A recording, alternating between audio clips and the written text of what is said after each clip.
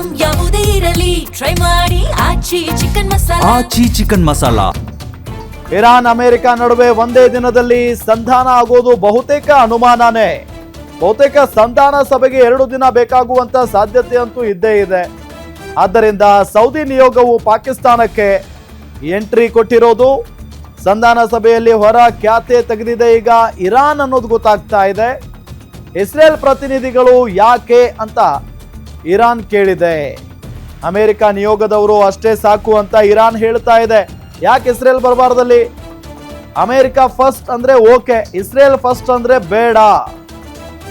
ಅಮೆರಿಕದ ಹಿತಾಸಕ್ತಿಗೆ ಇದ್ರೆ ಮಾತ್ರ ಶಾಂತಿ ಸಭೆ ಅಂತ ಇರಾನ್ ಹೇಳ್ತಾ ಇದೆ.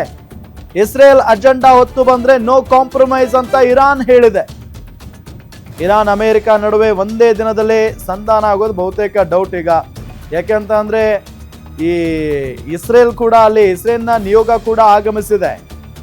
ಸೊ ಒಂದ್ ಕಡೆ ಸೌದಿ ನಿಯೋಗವು ಕೂಡ ಪಾಕಿಸ್ತಾನಕ್ಕೆ ಬಂದಿದೆ. ಸೌದಿ ಮತ್ತು ಅಮೆರಿಕ ಬಂದ್ರೆ ನೋ ಪ್ರಾಬ್ಲಮ್ ಅಂತ ಇದೆ ಇರಾನ್. ಬಟ್ ಇಸ್ರೇಲ್ ಬಂದಿರೋದ್ರಿಂದ ಎಲ್ಲೋ ಒಂದ್ ಕಡೆ ಖ್ಯಾತೆ ತೆಗೆದಿರೋದು ಇರಾನ್. ಇಸ್ರೇಲ್ ಪ್ರತಿನಿಧಿಗಳು ಯಾಕೆ ಬೇಕು ಈ ಒಂದು ಸಭೆಗೆ ಅಂತ ಕೇಳ್ತಾ ಇದೆ. ಅಮೆರಿಕ ನಿಯೋಗದವರು ಅಷ್ಟೇ ಸಾಕು ಅಂತ ಇರಾನ್ ಹೇಳ್ತಾ ಇದೆ. ಬಟ್ ಇಲ್ಲಿ ಇಸ್ರೇಲ್ ಕೂಡ ಬಂದಿದೆ. ಯಾಕೆಂತ ಅಂದ್ರೆ ಇಸ್ರೇಲ್ ದೇಶ ಕೂಡ ಒಂದು ಅಂದ್ರೆ ಯುದ್ಧದ ಭಾಗ. ಇಸ್ರೇಲ್ ನಿರಂತರವಾಗಿ ಅಟ್ಯಾಕ್ ಮಾಡ್ತಾ ಇದೆ ಇರಾನ್ ಮೇಲೆ. ಈಗ ಇಸ್ರೇಲ್ ಅಸಲಿಗೆ ಇಲ್ಲಿ ಸಂಧಾನ ಆಗ್ಬೇಕಾಗಿರೋದೇ ಇಸ್ರೇಲ್ ಮತ್ತು ಇರಾನ್ ನಡುವೆ. ಯಾಕೆಂತ ಅಂದ್ರೆ ಅಮೆರಿಕ ಇಲ್ಲಿ ಸೆಂಟರ್ನಲ್ಲಿ ಬಂದಿರೋದು ಅಷ್ಟೇ. ಬಟ್ ಇಲ್ಲಿ ಇರಾನ್ ಹೇಳ್ತಾ ಇರೋದು ಇಸ್ರೇಲ್ ಯಾಕೆ ಬಂತು, ಇಸ್ರೇಲ್ ಫಸ್ಟ್ ಆದ್ರೆ ಬೇಡ, ಅಮೆರಿಕ ಫಸ್ಟ್ ಅಂದ್ರೆ ಓಕೆ ಅಂತ ಹೇಳ್ತಾ ಇದೆ. ಅಮೆರಿಕದ ಹಿತಾಸಕ್ತಿಗೆ ಇದ್ರೆ ಮಾತ್ರ ಶಾಂತಿ ಸಭೆ ಅಂತ ಇರಾನ್ ಹೇಳ್ತಾ ಇರೋದು.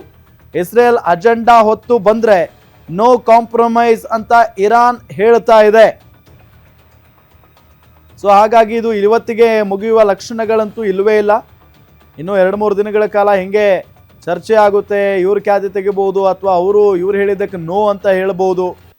ಸೊ ಹೀಗೆ ಚರ್ಚೆ ಮಾಡ್ತಾ ಅದೆಷ್ಟು ಷರತ್ತುಗಳಿಗೆ ಪರಸ್ಪರ ಒಪ್ಪಿಗೆ ಕೊಡ್ತಾರೆ ಎರಡು ದೇಶದ ನಿಯೋಗದವರು ಅನ್ನೋದೇ ಈಗಿರುವಂಥ ಒಂದು ಪ್ರಶ್ನೆ ಆಗಿದೆ.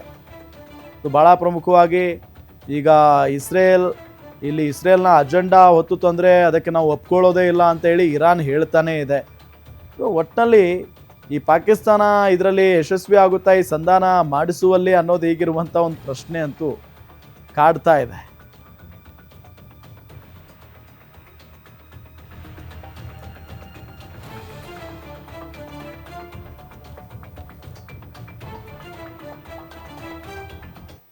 ಇದೇ ವಿಚಾರಕ್ಕೆ ಸಂಬಂಧಪಟ್ಟಂತೆ ಡೀಟೇಲ್ಸ್ ಕೊಡ್ತಾರೆ ಗ್ಯಾರಂಟಿ ನ್ಯೂಸ್ನ ಎಡಿಟರ್ ಸತೀಶ್ ಆಂಜನಪ್ಪ ನೇರ ಸಂಪರ್ಕದಲ್ಲಿ ಜಾಯ್ನ್ ಆಗಿದ್ದಾರೆ. ಸತೀಶ್ ಆಂಜನಪ್ಪ, ಈ ವಿಚಾರ ಎಲ್ಲೋ ಒಂದ್ ಕಡೆ ಇವತ್ತು ಮುಗಿಯೋ ಲಕ್ಷಣಗಳಂತೂ ಇಲ್ಲ. ಯಾಕೆಂತಂದ್ರೆ ನಿರಂತರವಾಗಿ ಯುದ್ಧ ನಡೀತಾ ಇದೆ, ಇದರ ನಡುವೆ ಸಂಧಾನ ಸಭೆ ನಡೀತಾ ಇರೋದು. ಹಾಗಾಗಿ ಇದು ಎಲ್ಲಿಗೆ ಹೋಗಿ ನಿಲ್ಲುತ್ತೆ, ಏನೇನು ತಕರಾರುಗಳನ್ನ ಇರಾನ್ ಎತ್ತಿದೆ, ಡೀಟೇಲ್ಸ್ ಕೊಡ್ತಾ ಹೋಗೋದಾದ್ರೆ? ರಾಮ್, ಖಂಡಿತವಾಗ್ಲೂ ಕೂಡ ಕಳೆದ 1.5 ತಿಂಗಳಾಯ್ತು ಹೆಚ್ಚು ಕಮ್ಮಿ ಈ ಒಂದು ಯುದ್ಧ ಶುರುವಾಗಿ. ಈಗ ಏಪ್ರಿಲ್ 8ನೇ ತಾರೀಕಿಂದ ಕದನ ವಿರಾಮ ಘೋಷಣೆ ಆದಮೇಲೆ ನಿಜಕ್ಕೂ ಕೂಡ ಕದನ ವಿರಾಮ ಆಗುತ್ತಾ ಅನ್ನೋ ಒಂದು ಚರ್ಚೆ ಆಗ್ತಿತ್ತು, ಒಂದು ಕುತೂಹಲ ಇತ್ತು. ಸೊ ಅದೆಲ್ಲದಕ್ಕೂ ಕೂಡ ಫುಲ್ ಸ್ಟಾಪ್ ಇಡಬೇಕು ಅನ್ನೋ ಕಾರಣಕ್ಕಾಗಿ ಅಮೆರಿಕ ಮತ್ತು ಇರಾನ್ ನಡುವಿನ ಮಧ್ಯಸ್ಥಿಕೆಗಾಗಿ ಪಾಕಿಸ್ತಾನ ಯಾವತ್ತು ಎಂಟ್ರಿ ಆಯಿತು ಅಲ್ಲಿಂದಲೇ ಒಂದು ರೀತಿಯಾಗಿ ಕೆಲವೊಂದಿಷ್ಟು ಅಚ್ಚರಿ ಕಾದಿತ್ತು. ಜೊತೆಗೆ ಇದು ಸಾಧ್ಯನಾ ಅನ್ನೋ ಒಂದು ಚರ್ಚೆ ಆಗ್ತಾ ಇತ್ತು. ಕೊನೆಗೂ ಇವತ್ತು ಇಸ್ಲಾಮಾಬಾದ್ನಲ್ಲೇನು ಸಭೆ ಆಗ್ತಾ ಇದೆ. ಈ ಸಭೆಯಲ್ಲಿ ಇರಾನ್ ಈ ಮೊದಲೇನೆ ಸುಮಾರು 10 ಷರತ್ತುಗಳನ್ನು ಹಾಕಿತ್ತು ಅಮೆರಿಕಾಗೆ. ಈ 10 ಷರತ್ತುಗಳನ್ನು ಒಪ್ಕೊಂಡ್ರೆ ಮಾತ್ರ ನಾವು ಈ ಯುದ್ಧ ಅಂದರೆ ಕದನ ವಿರಾಮಕ್ಕೆ ನಾವು ಓಕೆ ಅಂತೀವಿ, ಯುದ್ಧವನ್ನು ಸ್ಟಾಪ್ ಮಾಡೋದಕ್ಕೆ ನಮ್ಮ ಕೂಡ ಒಂದು ನಿರ್ಧಾರ ಮಾಡ್ತೀವಿ ಅನ್ನೋ ಒಂದು ಮಾತನ್ನು ಇರಾನ್ ಹೇಳಿತ್ತು.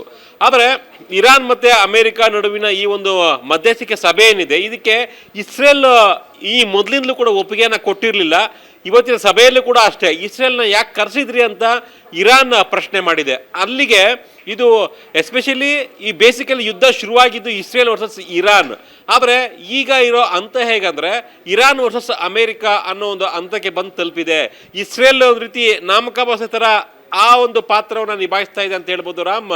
ಬಟ್ ಇರಾನ್ಗೆ ಅಮೆರಿಕದ ನಿರ್ಧಾರ ಏನು ಅನ್ನೋ ಒಂದು ಗೊತ್ತಾಗಬೇಕಾಗಿದೆ. ಅಮೆರಿಕ ಈ ಒಂದು ಕದನ ವಿರಾಮವನ್ನು ಮುಂದುವರ್ಸ್ಕೊಂಡು ಹೋಗಿ ಯುದ್ಧವನ್ನು ಸ್ಟಾಪ್ ಮಾಡೋದಕ್ಕೆ ಒಲವನ್ನು ತೋರಿಸ್ತಾ ಇದೆ ಇಲ್ವಾ ಅಂತ. ಯಾಕಂದರೆ ಇರಾನ್ ಮೇಲೇನು ಅಟ್ಯಾಕ್ ಆಯಿತು ಅದು ದುಬೈಯಿಂದ ಅಟ್ಯಾಕ್ ಆಗಿರ್ಬೋದು, ಕತಾರಿಂದ ಅಟ್ಯಾಕ್ ಆಗಿರ್ಬೋದು, ಬಹ್ರೇನಿಂದ ಅಟ್ಯಾಕ್ ಆಗಿರ್ಬೋದು, ಈ ಎಲ್ಲ ಅಟ್ಯಾಕ್ ಪ್ಲೇಸಸ್ ಏನಿದಾವೆ ಅದೆಲ್ಲವೂ ಕೂಡ ಅಮೆರಿಕದ ನೆಲೆಗಳಾಗಿತ್ತು. ಅಂದರೆ ಅವರ ಒಂದು ಸೇನಾ ನೆಲೆಯಿಂದ ಅಟ್ಯಾಕ್ ಆಗಿದ್ದು ಇರಾನ್ಗೆ. ಜೊತೆಗೆ ಅಮೆರಿಕದ ಆರ್ಥಿಕ ದಿಗ್ಬಂಧನ ನೀತಿ ಆಗಿರ್ಬೋದು, ಅವರೇನು ಈ ಬ್ಯಾಂಕ್ ಸೀಸ್ ಮಾಡಿದ್ರು, ಎಲ್ಲ ದೇಶಗಳಿರ್ತಕ್ಕಂಥ ಇರಾನ್ನ ಆರ್ಥಿಕ ವ್ಯವಸ್ಥೆಗೆ ತುಂಬ ದೊಡ್ಡ ಮಟ್ಟದ ಪೆಟ್ಟನ್ನು ಕೊಟ್ಟಿದ್ರು.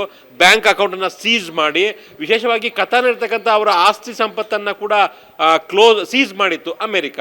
ಸೊ ಹೀಗಾಗಿ ಅಮೆರಿಕದ ಜೊತೆಗಿನ ಸಂಧಾನ ಯಶಸ್ವಿ ಆದರೆ ಇರಾನ್ ಆರ್ಥಿಕವಾಗಿ ಮುಂದೆ ಬರಬಹುದು ಅನ್ನೋ ಲೆಕ್ಕಾಚಾರ ಇರಾನ್ಗಿತ್ತು. ಹಾಗಾಗಿ ಅಮೆರಿಕ ಜೊತೆಗಿನ ಈ ಒಂದು ಮಧ್ಯಸ್ಥಿಕೆ ಅನಿವಾರ್ಯ ಕೂಡ ಆಗಿತ್ತು ಇರಾನ್ಗೂ ಮತ್ತು ಅಮೆರಿಕಾಗೆ.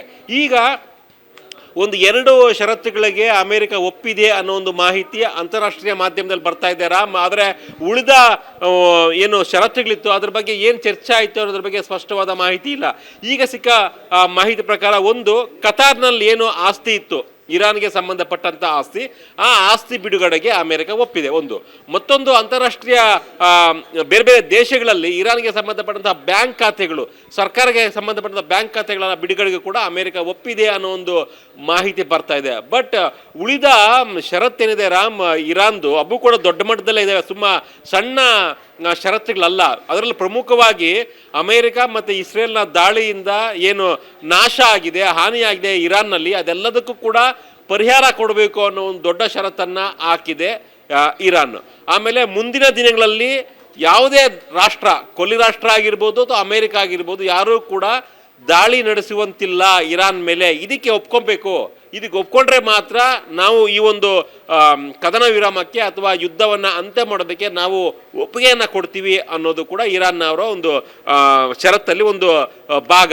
ಆದರೆ ಈಗಾಗಲೇ ಅಮೆರಿಕದ ಕೆಲವೊಂದಿಷ್ಟು ಸೇನಾಪಡೆ ಇರಾನ್ ಸಮೀಪದಲ್ಲಿ ಇದೆ ಅನ್ನೋ ಒಂದು ಚರ್ಚೆ ಶುರುವಾಗ್ತಾ ಇದೆ. ನೀವು ಆರಂಭದಲ್ಲಿ ಹೇಳಿದ್ರಿ ಇವತ್ತಿಗೆ ಮುಗಿಯೋ ಲಕ್ಷಣಗಳು ಕಾಣಿಸ್ತಾ ಇಲ್ಲ ಸಭೆ ಅಂತ.